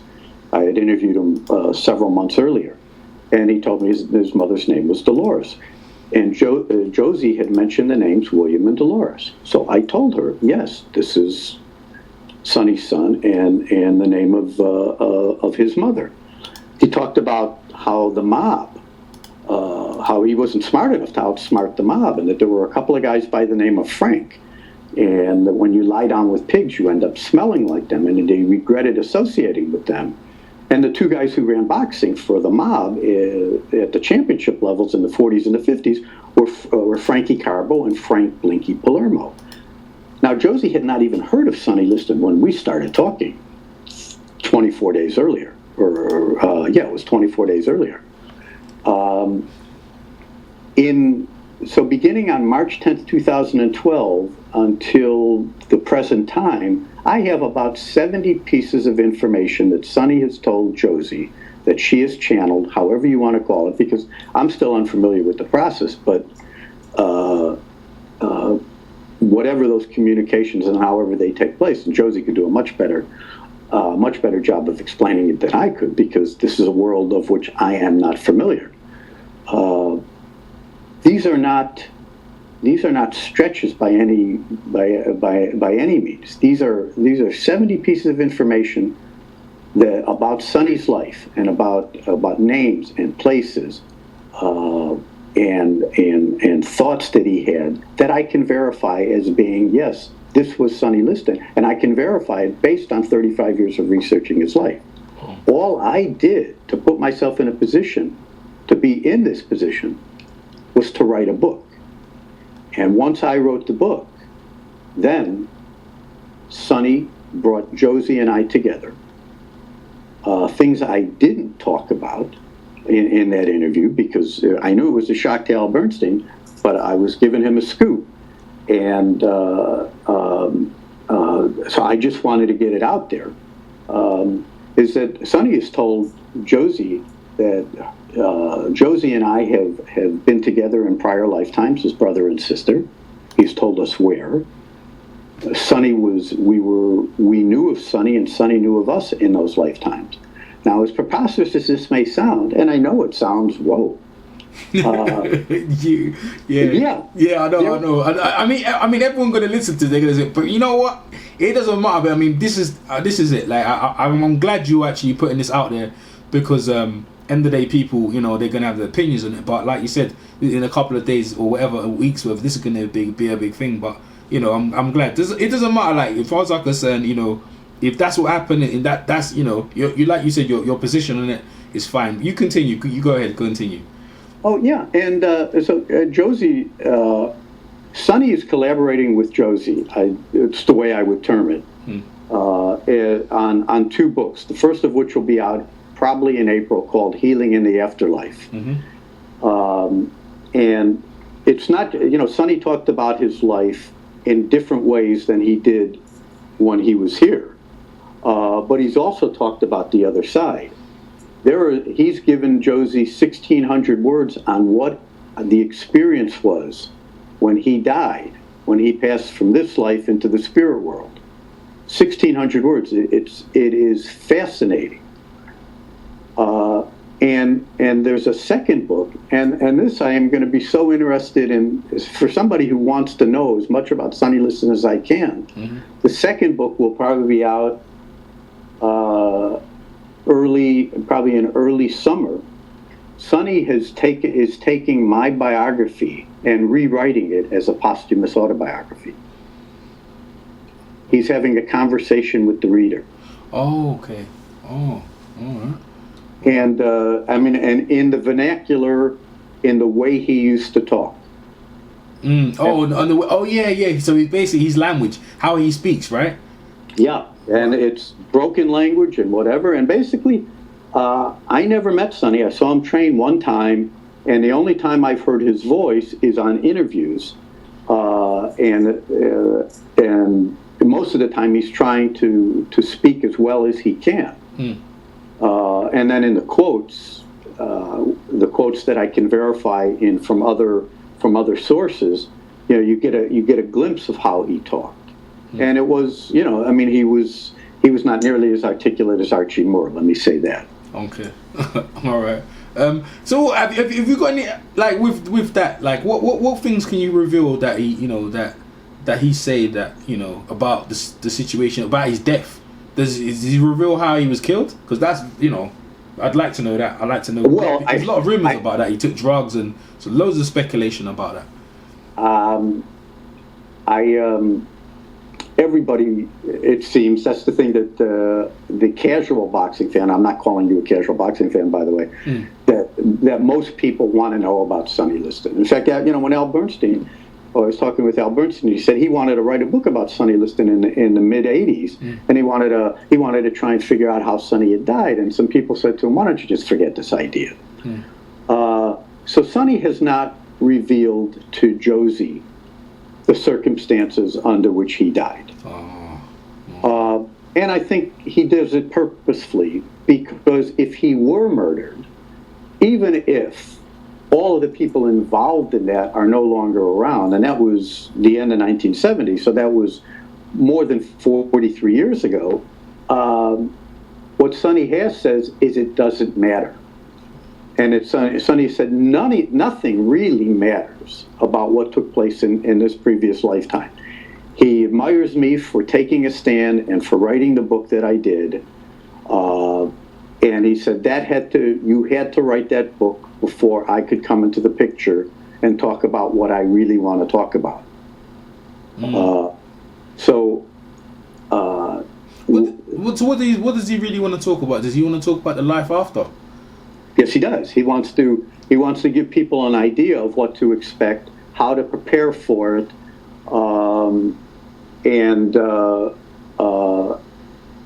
I have a binder full of transcriptions of every time Sonny has talked to Josie, and it's just absolutely remarkable. He talks about what's going to happen, a lot of things that are about to happen to this planet. And he does say the planet is going to survive, but there's going to be major upheavals about things. And like I told Al Bernstein when we were discussing the second Ali fight in Lewiston, that I was 99% certain that my take on what happened and the research that I had done with the kidnap story, that I was 99% certain that that was correct. I will tell you, EJ, that I am 100% certain that the person that Josie Rose is channeling is Sonny Liston, based on all of my verifications.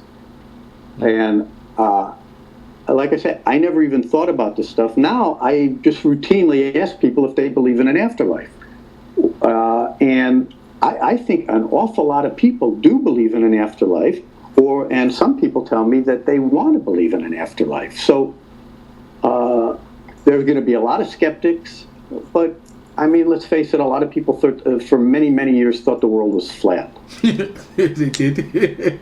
Yeah, and it may come to pass that when Josie and I are being interviewed, and Josie is really the important person in this process. Yeah. All I am is the verifier. I wrote a book.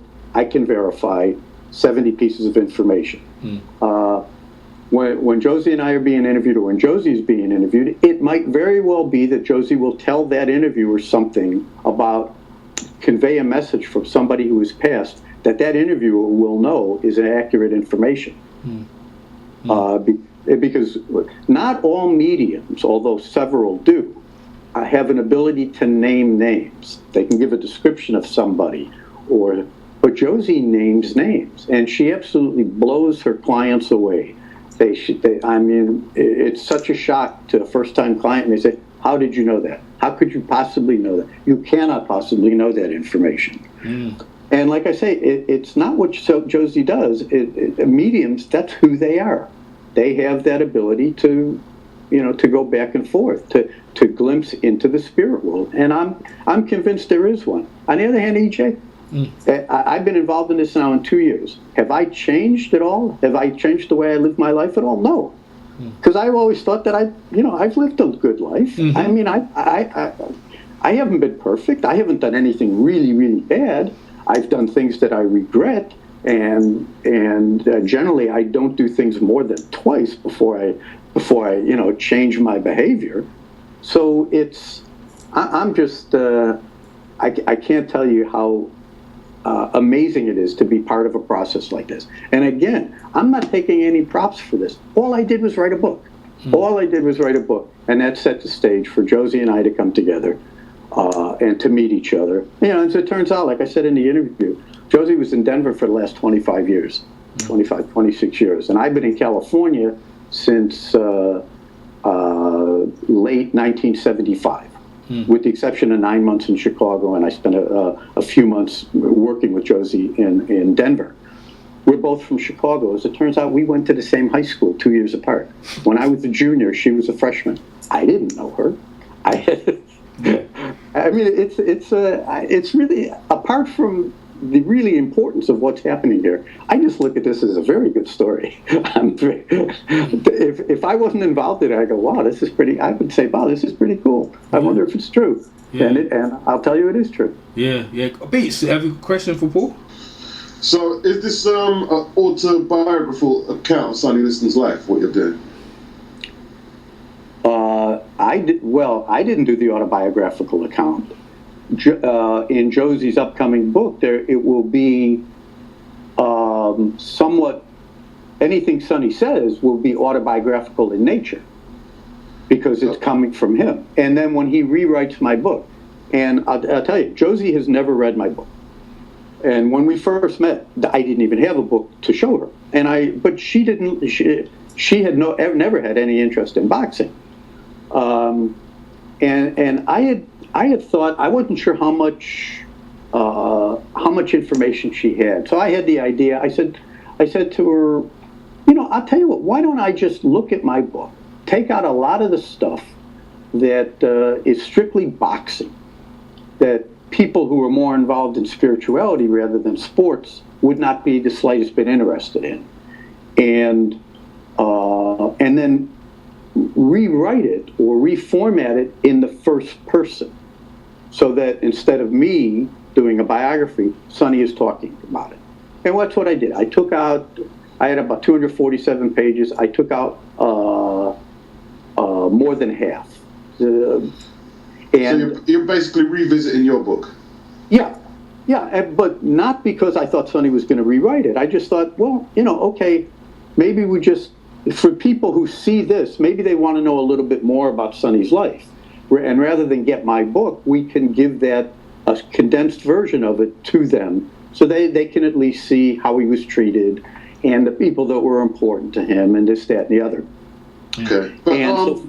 Well, let me just say this. Let me finish the story. Because for the first time, Josie started reading my book, and she read a page and a half, and she calls me laughing. And she says, Sonny doesn't talk like this.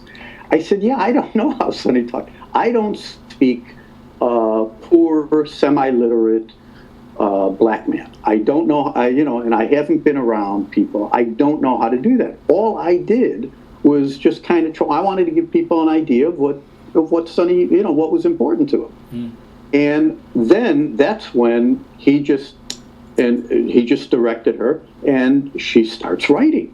She starts adding stuff. And he added like more than, in the first page and a half, he turned it into like 3.5 or 4 pages. And the other thing to remember here is when Josie does this, she's not even conscious. She's not reading. She's taking instruction. So that will be an autobiography. And like I say, people can believe what they want about it, but I'm telling you, this is true. And a lot of people said, look, Paul, you're going to lose all your credibility. Yeah, that's what people thinking, isn't it? Yeah. You know all this about Sonny Liston, and now you're going to say, oh, there's an afterlife, and Sonny is communicated. But it's the very same thing, because here's my book, and I'm drawing from things on my book to verify that this is true. And frankly, I don't care. This is what Sonny's messages are a lot more important than me writing a book or than me having credibility. So it's just once people hear Josie talk, we don't lie. We do not lie. We are honest people, and so people are going to believe what they want. But I know there's going to be a lot of people that are interested in this, and there's going to be probably a lot of people are going to come out of the woodwork and say, "I know Sonny said that." People who knew Sonny. So we'll see. Go ahead, Beats. No, it's just an unusual way to gather information from a medium to do. How credible is that in the literary world, or is it a usual occurrence? I wouldn't know. Well, no, there are a lot of books about the afterlife and about the spirit world that people have written. There's a lot of books out there. There have been a lot of movies about them. But keep in mind, my book was already done. Nothing that Sonny told Josie Rose, is in my biography of him. This is entirely separate. In fact, I was writing a screenplay about Sonny, and I took pains to not take any information whatsoever, because I was writing a screenplay about Lewiston, Maine, and I don't write a script. I need to learn a lot about writing screenplays, but I didn't include anything from her stuff. I kept that separate. So how credible is it? Well, it's credible because what I'm saying and what this is going to be billed at is verifiable proof of the afterlife, and I'm the verifier. And people are going to on the interview. This is the most amazing thing, and it was the most personal thing about what Sonny's given me a lot of advice and information and things, and he knows stuff about me. But he twice mentioned the number 7 to Josie and told her to tell me about the number 7. Once in March, it was on March 19th, 2012. Then on May 3rd, I think it was May 3rd, 2012, he told Josie, tell Paul about Lucky 7 and tell him it's okay to tell John about this. All right. The next day, I'm saying goodbye to my cousin John Sorkin, who lives in the suburbs of Chicago, and we're very close. He's 17 years younger than I am, but we've always been very, very close. And so he's walking me out to my car. I say goodbye to his family. I was on the say goodbye tour to everybody. But at this particular moment, I was at John's house. I walk out. He walks me out to my car, and we're standing there just saying our goodbyes. And there's a very threatening sky, which I remember from when I lived in Chicago. It was odd. It was like an iridescent green. I don't know if iridescent is right, but it's a strikingly looking landscape. And John is just about getting ready to get in my car. He looks up at a cloud directly above us. And he says, Paul, look at that cloud. There's a perfectly formed number 7. And I looked up, and it was a perfectly formed number 7. At that moment, I've never felt more at one with the universe, and than I did at that moment. And people, if people want to say I'm making this up and that Josie's making this up, well, they're free to do that. But this is really happening, and evidently, this lifetime is, it's important. I guess all lifetimes are important, but like Sonny talks about it, what we've learned in this lifetime is like less than 0.1% of what there is to know. I believe that's one of his pieces of information. So, I don't know if I can say any more on the subject because I don't want to sound defensive about it. I'm just trying. No. You know what? Because you know what it is. I'll be honest with you. When I heard it, I was just like, wow. I knew. What I felt at the time. I can't perceive what Al Burstein and his colleague was thinking, but I don't think they wanted to go too far on it. But to me, right. I'll go as far as you can on it just to get it out there because to me it was very interesting stuff because you're a very credible author. You've written a book, spent 30 years, 35 years plus, on this book, and you wouldn't just come out and, put this stuff out there if you didn't think. And another question I'm gonna ask you about. So with the afterlife, Sonny, wherever he is, would you say he was in heaven or hell, or obviously you don't see like he's in hell, but is there heaven and hell? I know I'm asking. It's a weird question because it's supposed to be obviously on a box and on Sonny-Liston, but is that question ever arisen or? Well, there doesn't appear to be a hell. There appears to be a spirit world, and I think it would be closer to heaven. But evidently, everybody ends up there. The difference is that whatever you do in a particular lifetime, and I always thought this, which was to me why I always considered consequences, is that whatever you do or say, good and particularly bad, you own it. You can't take it back. Yeah. You can try and make amends, but you own it. And if you do some truly reprehensible things, you have to own up to those things in the afterlife. Now, I don't know that Sonny has specifically, he's talked a little bit about that, but so you carry all of that stuff with you. You carry all of your lifetimes with you, and you learn from them. But no, Sonny hasn't really talked about heaven and hell. He's talked about just where it is. If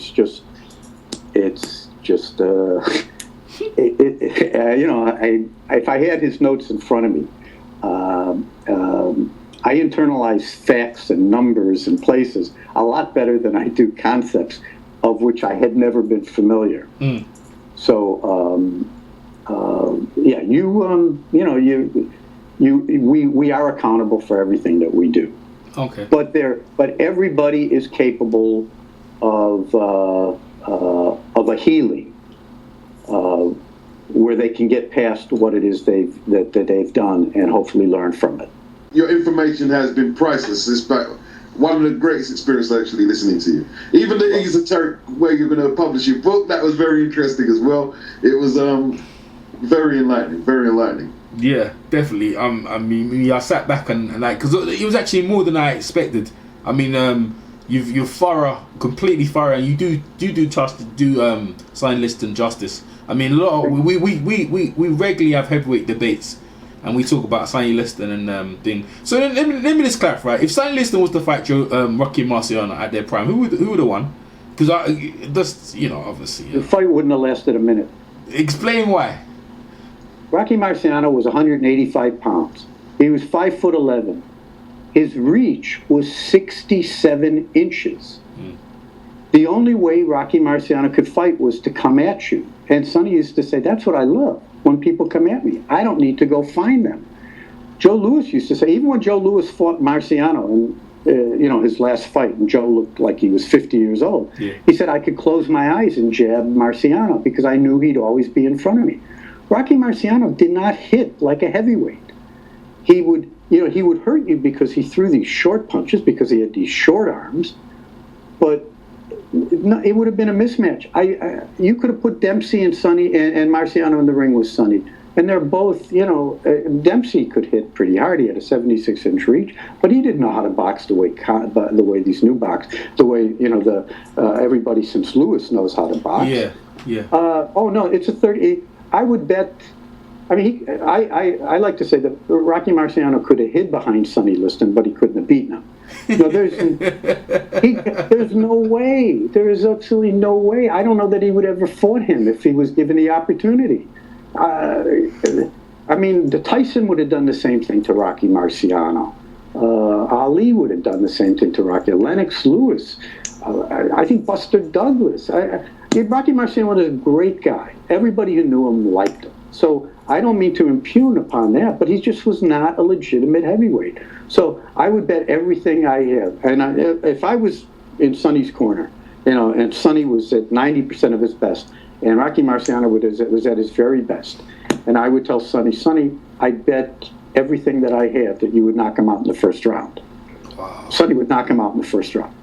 If I said, Sonny, I bet everything I have that this fight wouldn't last a minute. The fight wouldn't have lasted a minute. Sonny wouldn't have taken any chances, but he wouldn't have had to. He would have stuck the jab out, and Marciano would have gone backwards. He would have come back in, boom, boom, boom, boom. Would he have gotten up for the first time? Maybe. Would he have gotten up the second time? Maybe. It would not have been a fight. It would not have been a fight.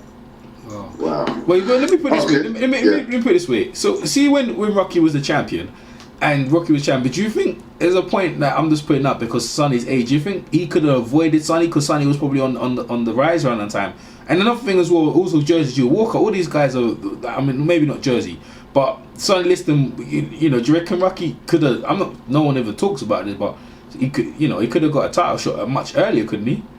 Well, not in 54 or 55 because. Rocky would have retired then. Well, yeah, because Sonny, he started fighting. I think he had like 2 fights in 53, and then he had like 8 or 10 fights in 54.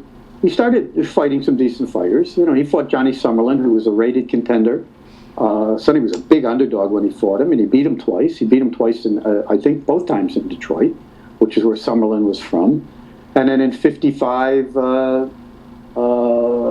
Sonny, he was out because of his broken jaw against Marty Marshall. So you couldn't really. I wouldn't have given, even at 54. I don't know that Marciano would have beaten Sonny because I don't think he could have hurt him. He could have hurt him. Sonny Liston is the only heavyweight champion who was the toughest guy on the street, and he was the toughest guy in prison. Wow. And nobody wanted to mess with him because he hit so hard and you couldn't hurt the man. I frankly don't think there's ever been a white heavyweight who has been, and who I would even maybe put in the top 20. And that's blasphemy, but I truly do believe that. So. Okay. Wait a second. The Russians, Klitschko's. Yeah, the Klitschko's. I mean, these guys. Yeah, I mean, they're not great fighters, and I don't know that they're that great of punchers, but they were big, and they would have had some success against some of the fighters, So, and they are white. I mean, I'm thinking about white fighters in this country or white fighters in Great Britain. So I apologize for that because I really haven't evaluated the Klitschko's. I don't watch fights. I love watching fight films. And so what after Lennox Lewis, that's about where my knowledge of the heavyweights stops. So I think the best place to close out, or well, at least for me, would be his last fight with Chuck Wepner when he was cutting the guy's face to ribbons. Basically, I think he needed a blood transfusion or something after.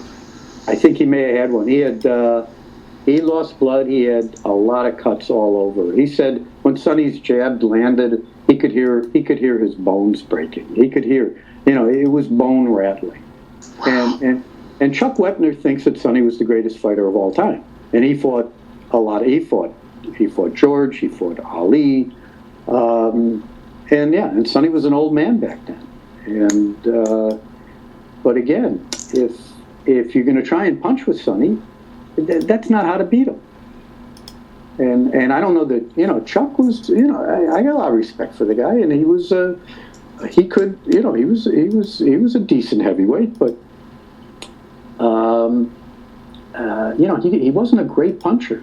I'm when I talk about punchers, you're talking about guys who can end a fight with one round or with one punch, or pretty much or effectively end the fight with one round. Guys like Sonny and Foreman, and Ernie Shavers and Cleveland Williams, and there were some other guys. I mean, who was it? Bone Crusher Smith. He hit pretty hard, and but Wepner wasn't a puncher. Rocky Marciano wasn't a puncher. Ezzard Charles stood toe to toe with him for 15 rounds in their first fight, and never was in any danger of going down. And Ezzard Charles already had like 80-some fights. Ezzard Charles was a great fighter. Yeah. But he was a 185-pound fighter. He was a blown-up light heavyweight. But, back then, you got to remember, 176 pounds, you're a heavyweight. And then they raised it to 190. The cruiserweight was up until 190. Now cruiserweight is up to 200. So how would Joe Louis have fared against Lennox Lewis and a lot of other guys? I don't know. I love Joe, but look, let's just apply the same set of rules to everybody that is applied to Sonny Liston. Or let's apply the same set of rules to Sonny Liston that's applied, again, to everybody else. It's just, everybody needs to be treated the same way in life. There are rules. When people stop playing by the rules, that's when all hell breaks loose. So people are going to believe what they're going to believe. But if on a factual basis, if people want to tell me something about Sonny Liston and I can refute it, I have research behind me rather than prejudice or just an uninformed opinion. And I'm proud of that. And I know I'm going to be in Great Britain at some point, and I look forward to meeting both you guys. I've been in London a couple of times, but not since 2000. Actually, 2001. I went in December after 9/11, just because I figured that'd probably be a good time to fly. And because there's a lot of boxing fans, there's a lot of people who are informed about the history of the heavyweights, like you guys. And it's like any boxer or trainer that I've ever talked to. You can go up to them, and if you know something, they'll talk to you. They don't even need to know your name. They love talking about boxing with somebody who knows something about boxing. And it's like the only subject I really know. Which is, I'm telling you something about myself. I raised a lot of money for nonprofit groups, and I know how to raise money, but I know a lot more about Sonny Liston than I know about any other subject in the world. That's a good way. Wow, man, it's a good way of leaving. You were saying you have a website so the fans could come. Is it sonnyliston.com? Is that right? sonnyliston.net. sonnyliston.net. And also the books on Amazon, right? Yeah, you can get either the Kindle version, the digital version, or a soft cover. And I haven't uploaded the Bernstein interview yet, but I have my cousin helps me do that. And but they can go to Al's Boxing Hangouts and see that. But I've covered everything and more. This is an extensive interview, but I love talking about Sonny. Somebody was talking to me yesterday. I was saying I could wake up, it just came up yesterday. I could wake up in 30 seconds. I could talk about Sonny Liston, and I could talk about him for 5 hours. But I think we probably should save the next 3 hours for a subsequent interview. Because we're probably all very hungry and thirsty. We'll definitely. I'll hopefully catch up and maybe obviously after the other books have been put out, and obviously I don't know if you've got a part 2 to go with Al Burstein at some later date. Probably try and catch you probably after them. Been one of the best interviews we've ever had, and we look forward to probably hearing from him again. And like I said, for the fight fans listening, to go and buy the book, obviously the real story behind the Ali-Liston fight by Paul Gallard, and we hopefully we catch up again soon. Okay, yeah, let's stay in touch. Okay, definitely. All right, and take care, Paul. Then. Okay, thank you very much. Thank you very much. Thanks, guys. My Thanks, pleasure. Take care. All right, Bye. bye.